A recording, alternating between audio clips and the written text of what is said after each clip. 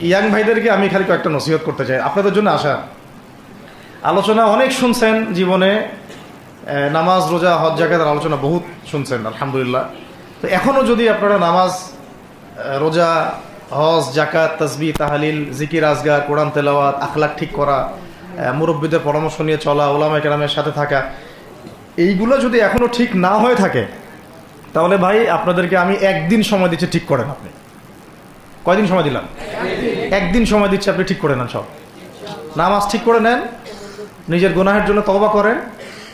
হারাম রিজিক থাকলে ছেড়ে দেন, পরিবার না গড়ে থাকলে পরিবার গড়েন, তারপরে রিজিকে হারাম থাকলে ছাড়েন, আপনার সন্তানকে মানুষ করেন, মুহাক্কিক বরেণ্য আলেমদের সোহবতে থাকেন, ওলামায়ে কেরামের সাথে থেকে হাত শক্তিশালী করেন, মাদকের সাথে থাকলে ছাড়েন, গান বাজনার সাথে থাকলে ছেড়ে দেন, যত কবিরা গুনাহ সব ছাড়েন, ছেড়ে নিয়াত করেন যে